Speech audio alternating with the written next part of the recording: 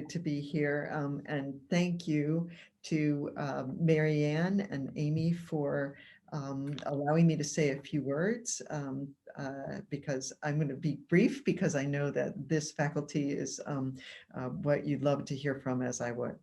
I think it's great that the annual June Fox Lecture is one of Lesley's longest running lecture series, having begun in 1997.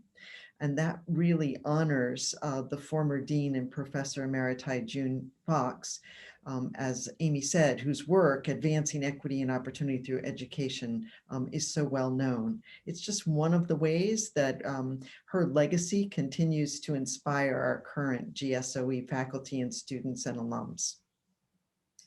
And I'm so glad that this is resuming virtually this spring with the 4 Lesley faculty that Amy mentioned, who are themselves people who are really advancing equity and literacy instruction, STEAM and multilingual learning, and the special needs education. So I thank you, Grace and Natrice and Laura and Stephanie, for being today's panelists and moderator, and for sharing your research and your insight. In the context of the racial justice movement that has continued to gain momentum and support over the past year, our determination at Lesley to address inequity across all of our systems is growing, and indeed increasing access and equity and education at all levels is so urgent, and we feel it more and more every day. It's always been central to our mission, but this year I think we've taken stock of our own DEIJ policies and procedures and invested the human capital to deepen our understanding of how we can improve our climate, as well as position us as a thought leader in this work, behind the work of so many of you who have done so much to advance it. I think training our community on eliminating racial and other implicit bias has been and will continue to be a first priority. We know that we have a lot of work to do to become a more inclusive learning community, and we're committed to doing it. So I am again delighted that this panel is here, that you are going to have the opportunity to hear all of the wonderful work that they're doing. And I hope that June Fox will be proud of what this is all doing at Lesley today.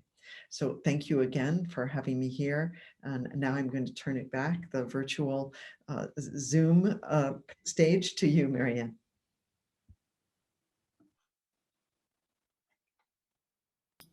You're on mute, Marianne. My dog was making noise. So thank you so much, President Steinmeier, for your warm welcome this afternoon. My name is Marianne Adams, and I am a member of the June Fox Committee, and it's my pleasure to announce 2 of our awards today and to tell you a little bit about the recipients. I will ask each of the award recipients to turn on their cameras. I'll make them we'll make you visible when we are speaking of you, so we can see your faces and celebrate you. Each of the students who were chosen for awards today were nominated by a supervising practitioner or a faculty member who recognized them for their outstanding work and commitment to education. The June Fox Merit Scholarship, which I will award first, is awarded to a student in Lesley's teacher residency programs who demonstrates leadership potential, evidence of outstanding work with children or young adults, and communicates and collaborates with peers and colleagues, and has a record of academic achievement. The nominator of this year's recipient of the June Fox Merit Scholarship calls her a natural and talented educator who leads with empathy, enthusiasm, and respect for her students and colleagues. She goes on to say that the nominee has the skill set, flexibility, calm demeanor, and passion for the profession to succeed and continue to grow in the field. She is trusted by her students and is able to make adjustments on the fly to meet their diverse needs with grace and intelligence. She brings the same vigor and creativity to grammar lessons as she does to more engaging topics such as women's rights, and always strives to consider multiple perspectives when presenting material, bringing diversity to her lessons. I am pleased to announce that Catherine Kat DeCara is the winner of this year's June Fox Merit Scholarship. Kat will receive her MED in elementary education this May. So congratulations, Kat. Let me make sure you can see her. Catherine. Oh, nope, don't see her. Oh, there she is.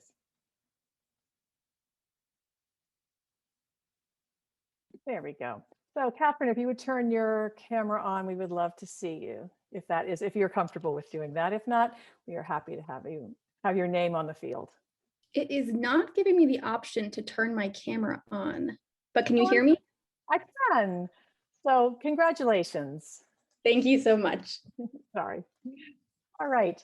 Now we're going to move on to our 2 book awards. The Dr. Mario Barunda Book Award is given to a teacher candidate who demonstrates commitment to early childhood education and shows evidence of outstanding work with young children and families. The recipient of this year's book award has been described as a remarkable woman who is intellectually curious and always endeavoring to learn. She believes in the goodness and worth of all children and makes them feel welcome and part of the community. She also believes in a child-centered emergent curriculum which allows children to become independent learners. At Buckingham Brandon Nichols, where she is working on her master's in early childhood education, she is known as someone who has a keen understanding of the complexity of teaching her 1st and 2nd grade students to read and write, and does so using a variety of tools to meet their diverse needs, and by inspiring curiosity and wonder. I am pleased to announce this year's Dr. Mario Barunda Book Award goes to Anna Azar. Anna, I'm going to move you up and see if you can make yourself visible. Hi, thank you so much. Great, congratulations, Anna. Thank you. Wonderful. And now I'm going to turn the podium over for our final award, our final book award, and turn it over to Dr. Bill Dandridge to speak about his work. And Bill.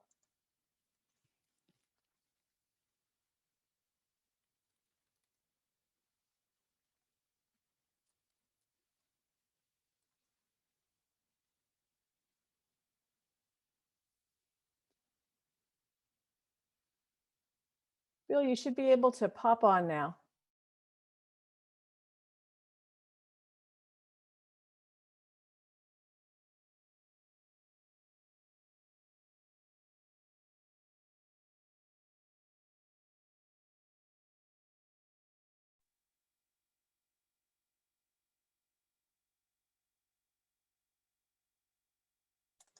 Bill, are you able to get on? I made you or moved you.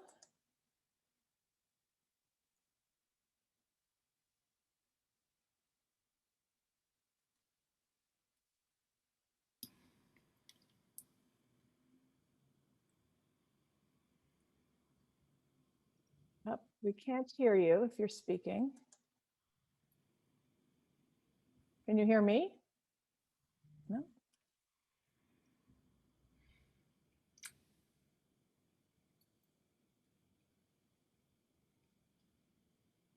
We can't hear you, Bill.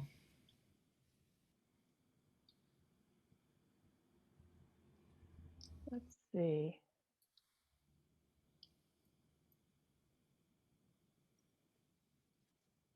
We can, as Amy says, what we know is enough. What we know is enough to make us dangerous. So, Bill, might suggest you going out and coming back in case that would help. Someone suggests moving into speaker view so we could at least see Yep. him. That's what Josh is. I am on speaker view, and I was going to suggest that everybody put it on speaker view, but I do not see. There we go.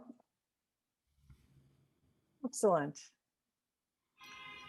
But we still can't hear him. Still can't hear you, Bill.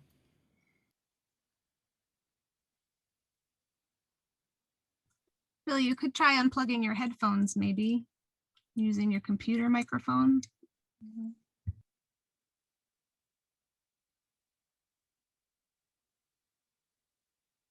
No, Still can't hear you.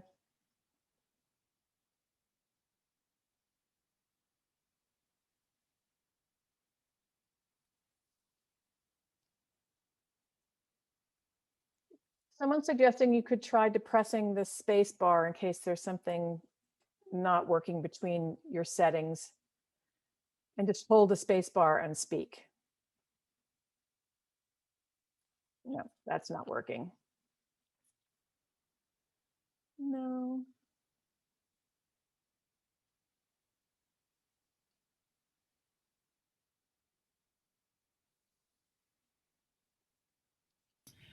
If you go to I have a quick suggestion. What if Bill sent what he was going to state to Marianne? We could at least see Bill's face, and Marianne or someone else could yes, read. I actually, Bill, if you are, I believe I have your remarks. And I can read them. I'm so sorry. Let me just have to find them.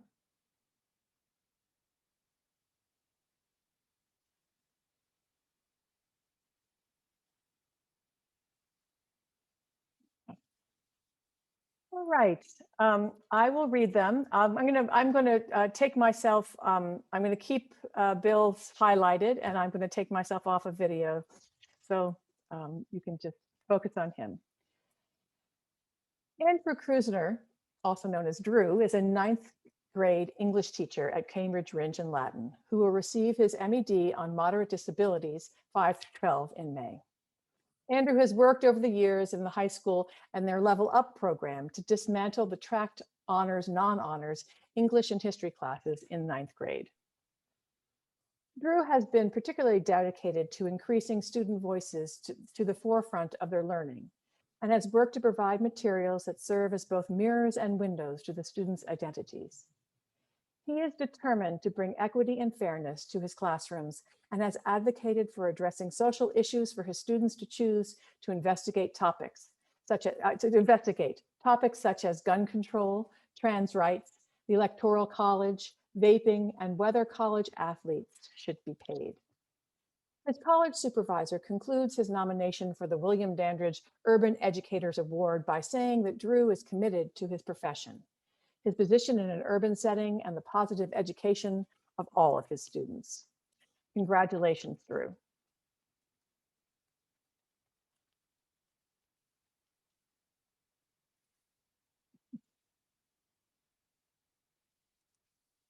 Thank you so much. And thank you everyone for bearing with us through our technical challenges. I'm going to turn this over to Meg Burns. Thank you, everybody. Congratulations to the awardees. My name is Meg Burns, and I'm faculty in GSOE. And as a member of the June Fox Committee, I'm honored to be able to introduce our panelists and moderator for this evening's discussion, Inquiry in Education Equity. I'm going to, in the interest of time, skip reading the full bios and just give you a quick intro to each of the panelists, and you can read their full bios on the flyer for the event and on Lesley's webpage. So our first speaker will be Dr. Natrice Gaskins, who is the Assistant Director of the STEAM Learning Lab at Lesley, followed by Dr. Grace Enriquez, who teaches courses in the language and literacy programs here. And finally, we'll end with Dr. Laura Shaw-Leckrone, who teaches in our graduate TESOL and bilingual ed programs. So our moderator is Dr. Stephanie Spadorsha, and she is the chair of the Teaching and Learning Department. So we'll begin with Dr. Gaskins, pass it right on over to Dr. Enriquez, followed by Dr. Shaw-Leckrone, and at the conclusion of the 3 presentations, Dr. Spadorsha will moderate a brief discussion with the panelists. At that time, I think you should be able to use the Q&A feature to ask questions, and if time allows, Dr. Spadorsha will try to integrate some of those into the conversation. So with that, I will turn it over to Dr. Gaskins. Good afternoon. I'm going to share my screen. Here to talk to you today about some of my work. So the title of this presentation is Techno-Vernacular Creativity and Innovation, Culturally Relevant, Making Inside and Outside of the Classroom. And so I'll talk about what techno-vernacular means in a second. So research, some of the research that's been done like the National Science Foundation, the National Center for Science and Engineering Statistics. And then other research has been done to address gender gaps in STEAM and making, but fewer studies center the practices and products from African American, Latina, and Latino and Indigenous communities. The reason why I put up this NSF NCSES chart on the right is because it shows in the last few years kind of where these African American, Latino, and Indigenous groups sit in terms of science and engineering, and then non-S&E fields, which includes the humanities and art and education. So you can see for engineering, for example, there is, in terms of African American, it's 3.9%. It's very, it's actually the one area that's the smallest. And this gives you a sense that there's not enough representation in engineering from some of these groups that I just mentioned, and it gives you a picture of what is represented. And so this is fairly recent and something that NSF has been really good at doing over the few years, is keeping track of what's been happening. And so many students from underrepresented groups have lived experiences that include uses of STEAM concepts and applications that are different from formal methods that were taught at school. One example that I use is Grandmaster Flash, who was a pioneer in hip hop culture and somebody who has been seen as a kind of a scientist of sorts. And there's a picture of him in the first two circles. DJ Flash used a scientific methodology to extend time and percussively rearranged beats. He was a self-taught engineer who customized the audio crossfader to control more than one audio source and keep people dancing, which is called the Get Down, which is also a series on Netflix, which features his work. The crossfader allowed DJs to manipulate sounds and to create new music that practitioners could perform, such as what's called a cipher. In that third circle, you can see an example of that. The cipher is an important element of hip hop culture. It provides a structure for sharing knowledge and information readily understood only by those actively engaged in it. The cipher is also a place for people to demonstrate and practice their skills, as well as a place to enact self-definition and theorize one's existence in the presence of community. Ciphers represent kinship building practices that are derived from personal or group conceptions of identity, and kinship suggests that the sharing of the characteristics, origins, so this idea of shared learning and the process of working together is something that's a very important part of this activity. So dancers, rappers, and other creative communities of practice use the cipher as a set of group protocols and interactions that include symbols, heroes, rituals, and values from different cultural traditions. So it's something that you find not just in African American communities, but also in other non-Western communities around the world. So although a number of scholars and educators within the maker movement have argued the need for more culturally relevant approaches to making, few have developed this work with young people at a higher level of technical depth and creativity. Often missing from these discussions is how maker practices affect African American, Latino, and Indigenous groups, as well as girls in and outside of school. So these modalities you see here on the screen expand STEAM and making and maker education, connecting technical literacy, equity, and culture through techno-vernacular creativity, a term that refers to innovations produced by ethnic groups that are often overlooked. So the three that I'm referring to is remixing, reappropriation, and improvisation. Reappropriation is the cultural process by which marginalized or underrepresented ethnic groups reclaim artifacts from dominant culture and the environment. You can see a picture here of Kelvin Doe in his teens. He was known as DJ Focus and he's from Sierra Leone. And he used trash basically to put together a radio station and make other innovations for his community and also support his DJing. And so he's someone we could look to as an example of reappropriation. Remixing is amplified by widespread access to computer technology, whereby existing works are rearranged, combined, or remixed into a new work, a song, a section of artwork, a block of code, a book, a video, or a lesson plan. In this picture, these are students from middle school in Lithonia, Georgia, using a culturally situated design tool based on Afrofuturism, and they're learning how to do coding and math at the same time by remixing the blocks in the program.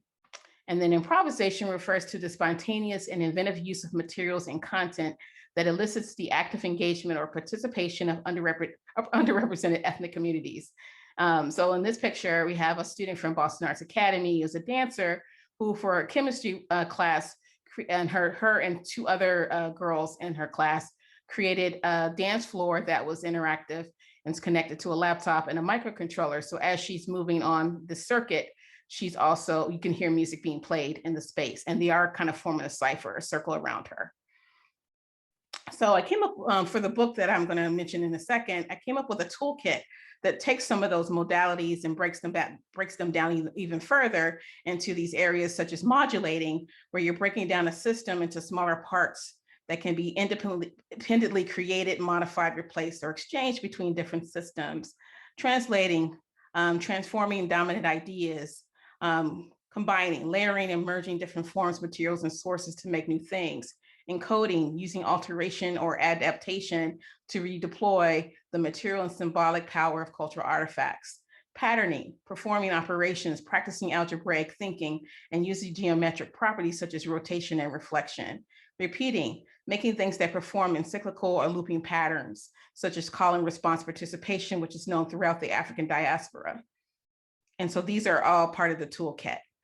And I added this kind of last minute because this is something that I've been looking at, we've been talking about in L's team, or Lesley's team, is looking at computer science and how College Board has had some success in terms of reaching out to African-American, Latino, and girls in terms of students. And this particular quote, in terms of the success of the AP Computer Science Principles course, is you can see it in yellow there, the creative component and the collaborative component are huge in drawing students, especially for underrepresented groups. They're getting to see that computer science is for them. And then on the right is a picture of me, and that is in high school. And that's the first time I ever used a computer to, in this case, make art. I was not interested in computers until it was to make art. And the inset photo is me doing some printmaking. So I have some connection to all of that. And then my book that's coming out in August is seen on the left. And also some of that work, the modalities and things are being put into the instructables that I'm developing with Lesley STEAM. And you can see the link there on the Lesley STEAM Labs site with the STAR Initiative and Biogen supported projects. And so there's also a link to the book, which is with the MIT Press. And it's really, this is a short version of that, but hopefully this is enough for folks to get some idea about what my work's been about. And I'm done. Thank you so much. We're going to hand it right over to Dr. Enriquez. Thank you. I'm going to share my screen. And let's hope that I can get this to work so that you don't see my presenter notes. Okay, so hello, everyone. I'm honored to be here with my colleagues, Dr. Gaskins and Dr. Shaw Leckrone, and to share a slice of my current inquiry work.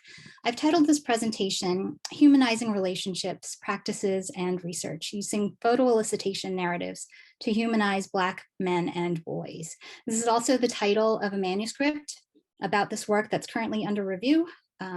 And I want to acknowledge my co-researcher, Dr. Tisha Lewis Ellison, who collaborated with me on this project and was just so excited when I told her that I'd be sharing this with all of you. So I want to begin by flashing some names on the screen as a way of framing the larger context for this inquiry project.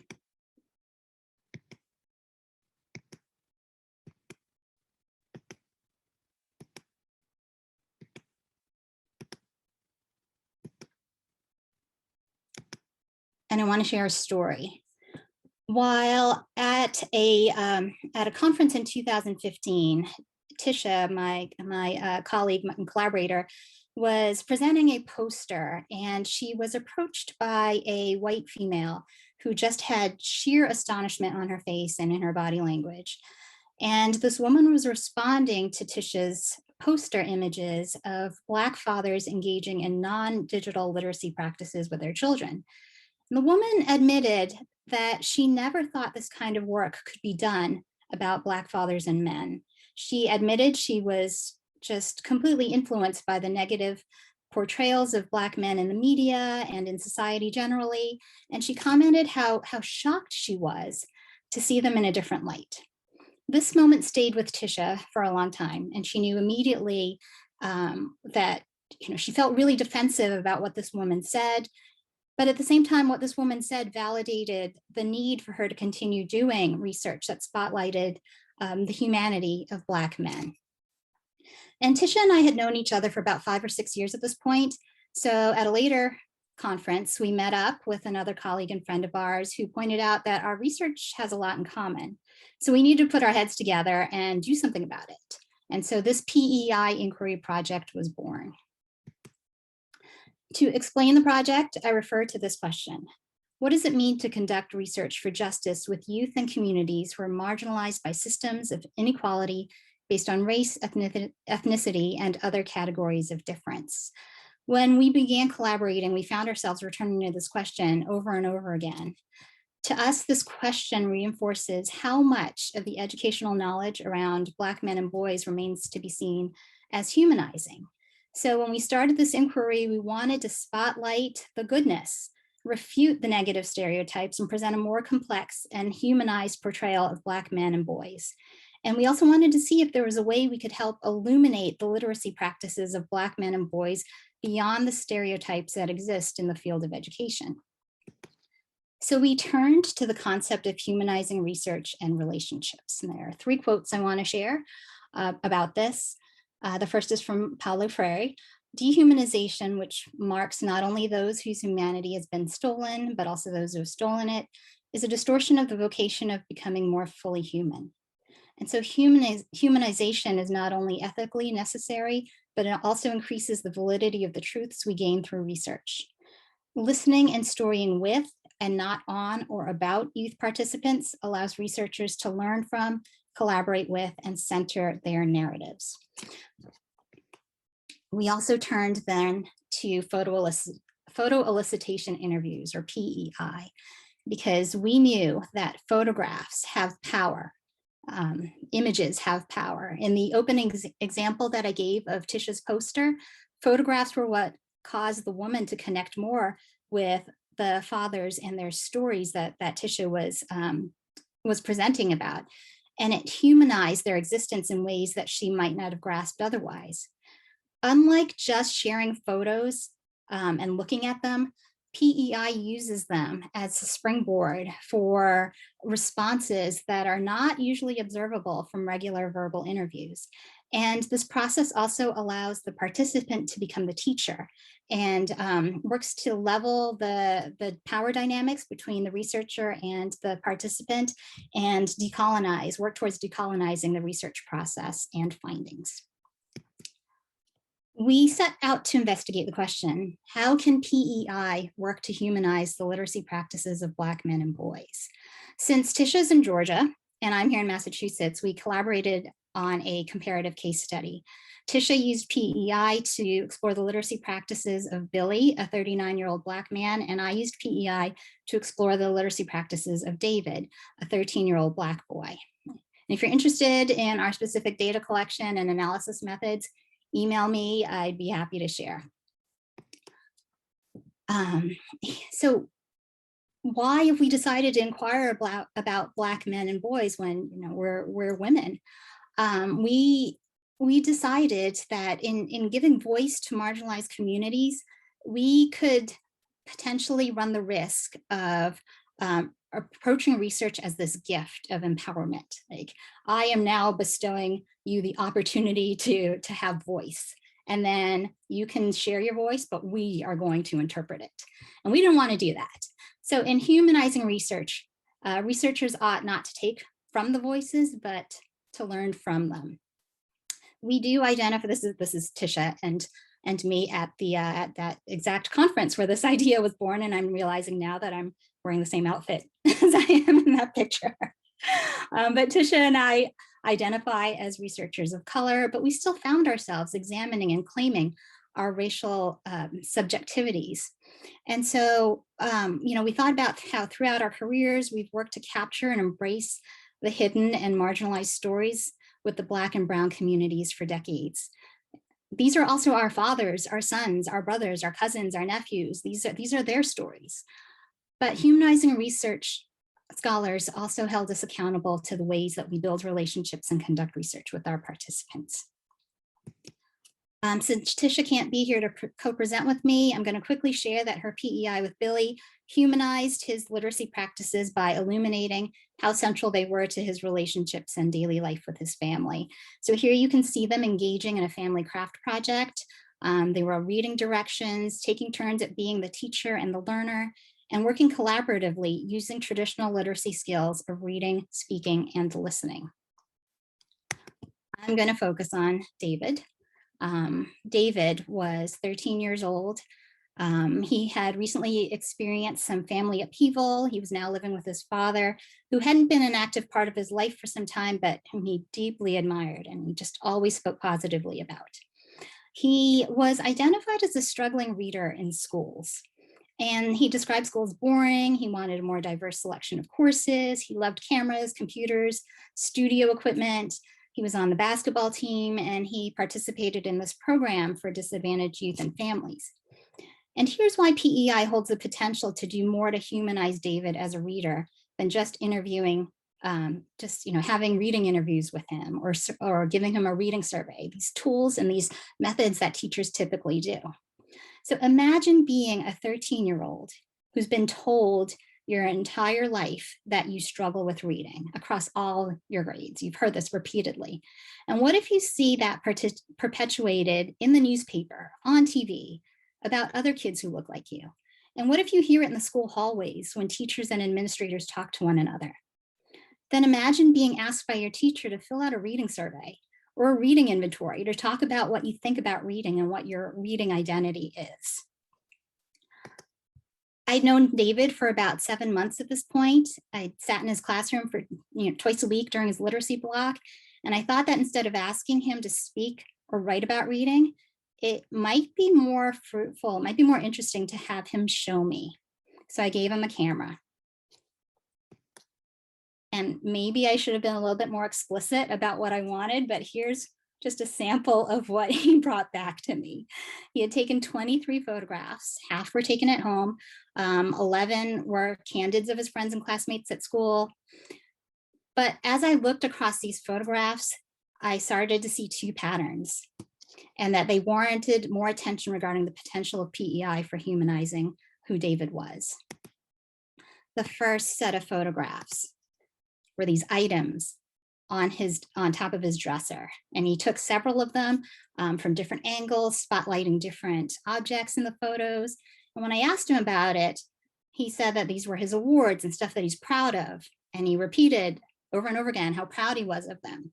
So notice the certificates, notice the basketball trophy. And when I asked him more specifically about this one here, he expounded a bit more and he said he was bored for a second, he was just walking around and then he started reading. And he said, I was reading hard. I must have got 100 that day, meaning his participation grade. The second pattern I saw was that he had taken photos of people who mean the most to him, his basketball teammates and his father. And when I asked him to tell me more about the photo, this one here, of his father and him, he just smiled really big and he just said, we in it. And that's all he wanted to say. And so when I thought about it, I asked him more, tell me more about your father then. And David said he referees basketball clinics and he'll take me to them.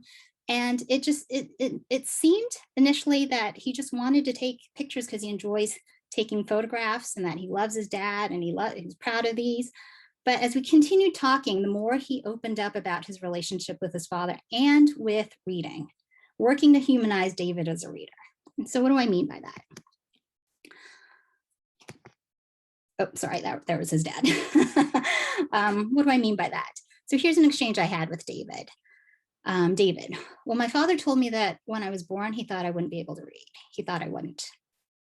Really? Yeah, but you're reading all these great books in school. Right, he sees me now and it's different. How do you feel about that? Good. And so when I took that exchange and I took the photographs and I took the conversations we had, the PEI conversations from the photographs, I realized that PEI helped to draw the connection between the many photographs of his reading and basketball awards, the photographs of his father and his basketball teammates, and his reading identity in school. Remember that David's teachers and the coaches there kept referring to him as a struggling reader. But not only was David using the camera to highlight his achievements, he also seemed to be declaring that he can read. He just wasn't declaring it to the school, he was declaring it to his father, whose approval mattered more to him than anything. So if all we ever did was view David through this identity, his perceived identity as a struggling reader and all the assumptions that entails for a Black boy, we would be severely limiting what we and ultimately what he believes about himself as a reader. Putting the camera in his hands and humanizing him beyond the classroom walls revealed how fiercely proud he was of what he has already achieved in reading, even if it doesn't yet meet the external standards of teachers, administrators, etc., for distance from his everyday life.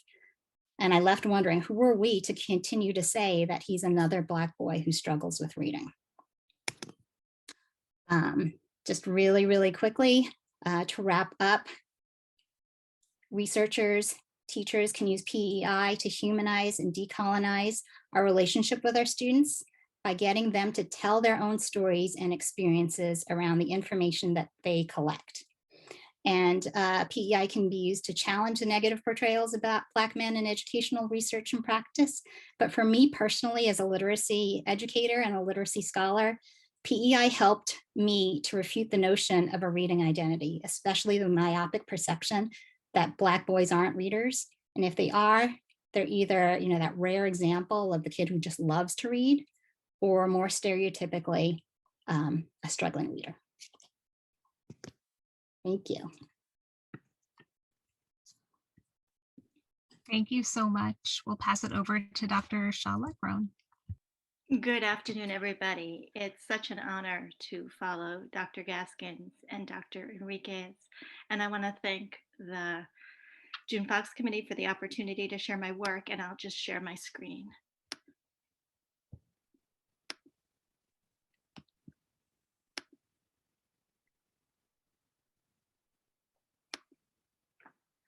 Can everybody see that okay? So my talk is entitled Linguistic Ecology, Languages in Action in a Multilingual Elementary School. And this was a project I was engaged in last year during my sabbatical. And so after many years in education, first as a student and then as a teacher, my friends outside of education were teasing me because I went back to kindergarten. And what you can see here is the first day of school for kindergarten for these bilingual children and their teacher, who I'll call Mrs. Samia. And so in terms of this research, there's insufficient research that portrays the complex communicative resources of bilingual teachers and children in economically disadvantaged communities and looks at their language skills as assets and resources in literacy development. And for that reason, the purpose of this research was to provide a rich, multi-layered representation of languages in use in a multilingual elementary school in a gateway community, a world of many worlds centered on the project of teaching and learning through languages.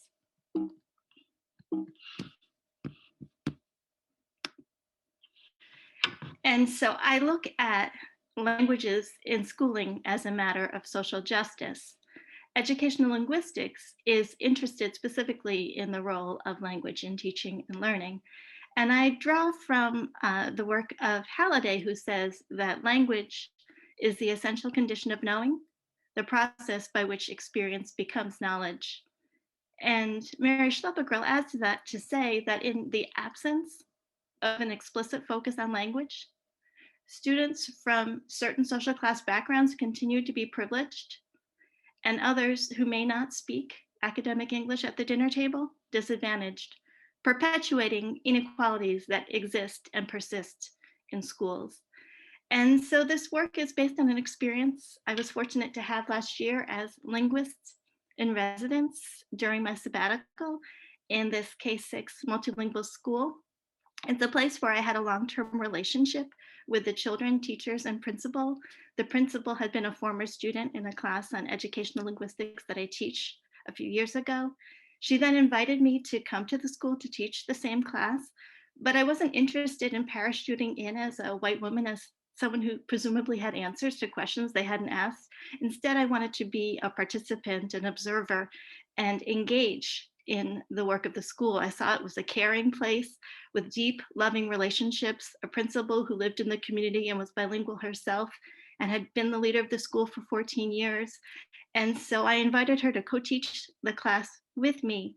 And so that happened in the spring of 2019.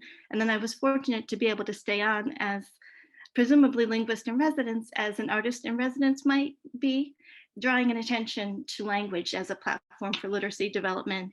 And that year they were also implementing a new dual immersion kindergarten classroom where all the children spoke Spanish and were learning in Spanish and English. And so as the year started, I was on site in the kindergarten classroom with the teacher, who I'll call Mrs. Samia, a pseudonym, and working with the young children tying shoes as a participant observer, also supporting language and literacy, reading with kids, and collecting data. The ideas that I draw upon in the research I conducted and the writing I've done since then has to do with the ideas that were first presented by the New London Group, and that 21st century literacies, plural, are multilingual, multicultural, and multimodal.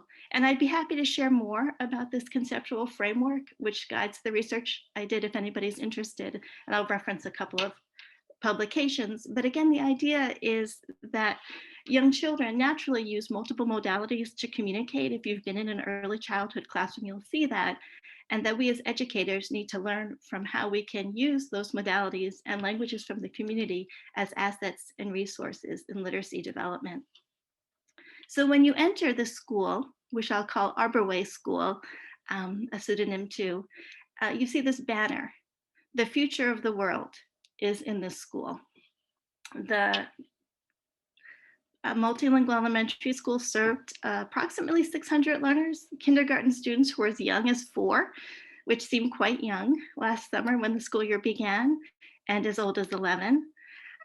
Recognizing the importance of language, on the district website, the school was, I thought, ironically classified as 96% minority and 100% free lunch. There were 3 meals served each day at the school. Approximately 80%, the vast majority of children spoke another home language, were bilingual individuals, and many of them were multilingual. The vast majority were Spanish speakers. Of the children in the kindergarten classroom, all came from Spanish-speaking Latinx homes, as did the teacher, who came from Puerto Rico as an adult. In this research, I was really interested in the question, how are languages used in different spaces in the school, both non-instructional and classroom spaces, and among individuals, to introduce students to schooling and to support language and literacy development. I collected a lot of data over the course of last year until the school shut down, like a lot of places, in March. And this included surveys, observations, field notes. I had a very capable student who was my videographer, who helped with videotaping after they became accustomed to my presence in the kindergarten classroom. I collected student and teacher work as well. And I was really interested in the ways in which children were using different forms of communication to engage in relationships, learning of languages and literacy skills. And so I drew upon multimodal discourse analysis, which is involved with isolating, examining, and explaining an aspect of lived experience to understand how those engaged in it are using multiple semiotic resources to carry out regular social practices like teaching and learning. So what? One of the book chapters I've since written about this experience in the kindergarten classroom looks at scaffolding and how the bilingual teacher used what I'm calling multimodal ensembles to introduce young learners to school and scaffold language and literacy development. And so the idea is represented of the multimodal scaffolding in this visual, and that oral languages, plural, written languages, objects, movement and gestures, drawing and pictures, all can be used in concert to support learning of how to do school in both the positive and sometimes unfortunate ways, as well as literacy development. In a second publication, I learned from and drew from a really ingenious observation that a student, I'll call Yesenia, made as the class was engaged in a storytelling episode. And so the title of this book chapter is called La Tortuga Está Tiptoeing. And what she was doing was observing what was happening as her teacher read aloud from the iconic scene of the tortoise and the hare, and two children were acting it out. And so this chapter is really examining how the children in the classroom use multiple communication modes to interpret, retell familiar stories such as that one, and also create original compositions. One child did an extraordinary series of pictures about global warming that I write about and talk about in this particular book chapter.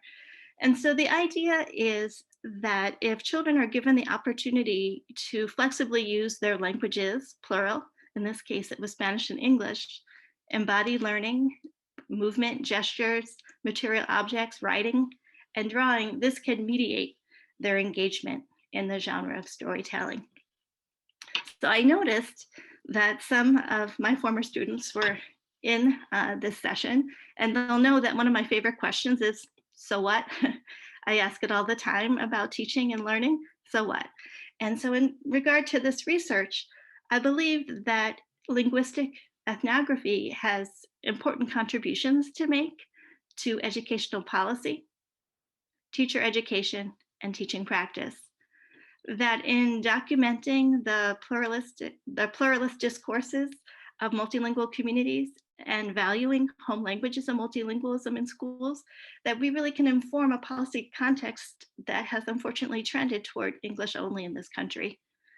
In addition, that asset-based accounts of multilingual learners making practices, when we don't pathologize the language used by children in disadvantaged communities, but we look at it as assets and resources, we can bridge the knowledge gap that exists and unfortunately persists between a predominantly white monolingual US teaching force and a majority BIPOC student population and increasingly multilingual student population as well.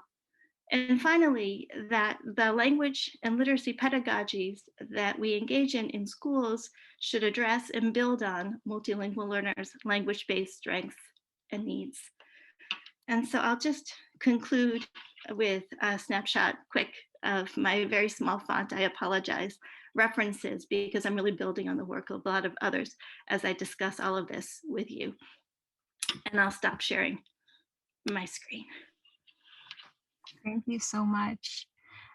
So Dr. Spadorcia, I think we're scheduled to go till 5:30, but maybe I'll take the liberty of saying that we could take another 10 minutes to have a brief conversation, as long as that's okay with everyone else. And I'll pass it on to you. Thank you very much. It's my privilege to listen to three colleagues here at Lesley. As always, that's why I miss so much being on campus where we hear and see each other. But it was such a privilege to hear the three of you. First, I want to also make sure, Marianne, are we going to open up the Q&A so we can see if people have any questions? If people want to put a question in the Q&A, or we're going to do the chat or the Q&A?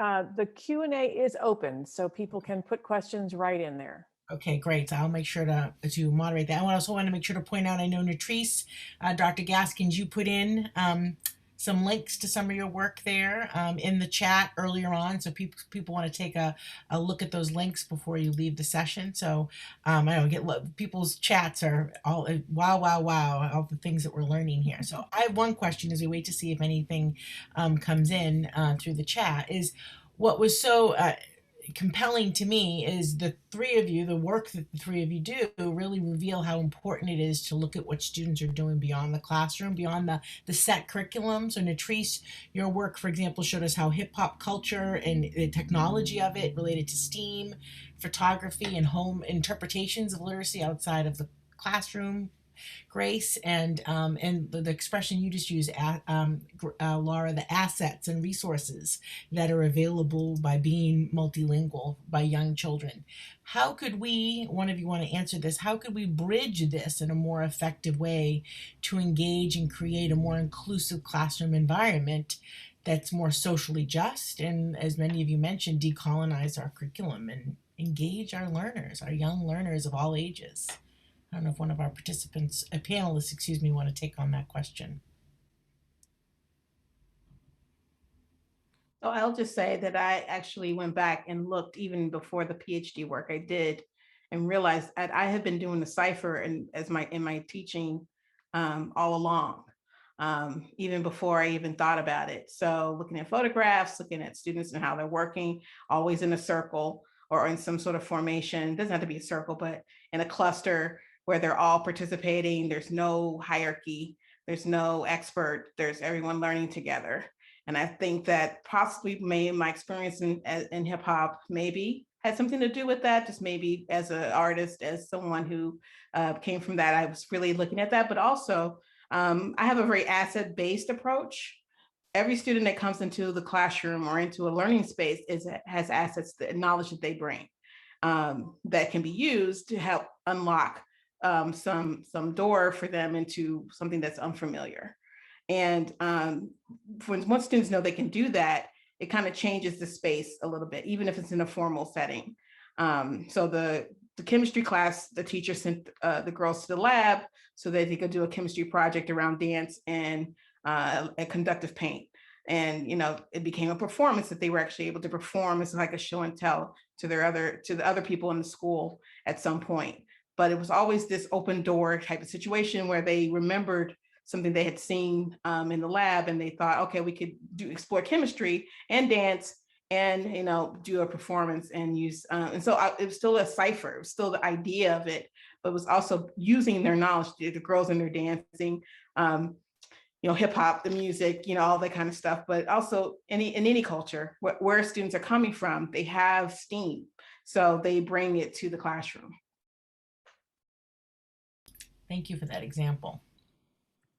I want to reiterate something that Natrice said at the very beginning. It's the asset-based approach, I think, that matters the most for me. I think too much of education focuses on deficits and what kids can't do and what they need to do to meet a certain standard or to meet a certain curriculum requirement. But if we start with what they can do rather than what they can't do, and if we also take a position of humility, I feel that is something that I don't think is really emphasized a lot in teacher preparation, that there's all this pressure, especially in our era of accountability, teacher accountability, that teachers have to show what they know. But what if we start from the position that we don't know? And our students are our teachers, and they know a lot of stuff, and they're trying to show us stuff. If we just stop or pause, I know we can't stop because we still have to,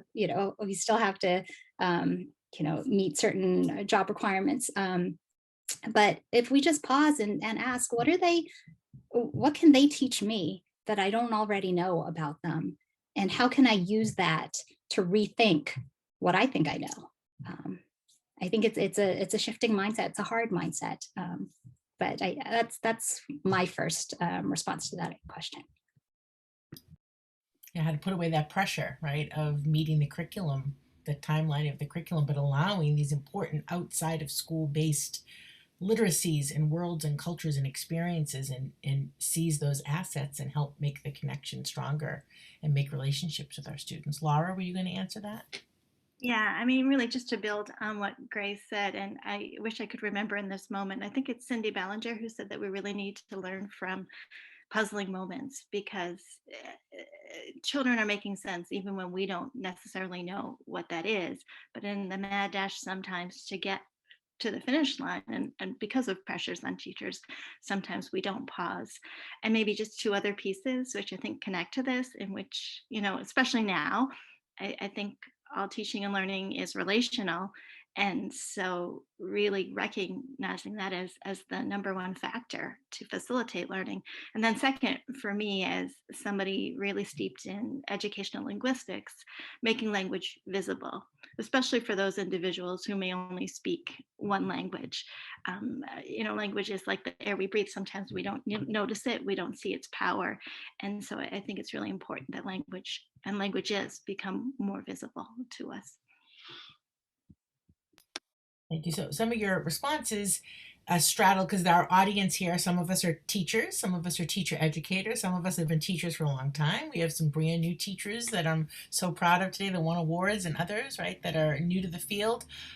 What's a manageable way for a teacher in the classroom to engage in this kind of inquiry? Like, if I try this, if I have them bring in something from their home, try and help understand these assets that they bring. What's a manageable way as teachers, teacher educators, that you think teachers could bring this into their classrooms? So that's why I mentioned the toolkit. So the toolkit actually has, beyond what was in the slideshow, but in the book, examples of how you would use those modalities in a kind of teaching and learning situation. And they're all coming from anecdotes that either I know about or that I've actually been a part of as a teacher, or that kind of thing, and co-designing curriculum. But the whole idea is that this is not something that we're going to do something in modalities or and remixing. We don't have to say that. It's just the activity is incorporating those practices into the work. And so that's the important part, is that you're keeping that in mind and being very intentional about it when you're designing the course, so that it's part of what you're doing in the classroom or in another learning setting. And so that's important.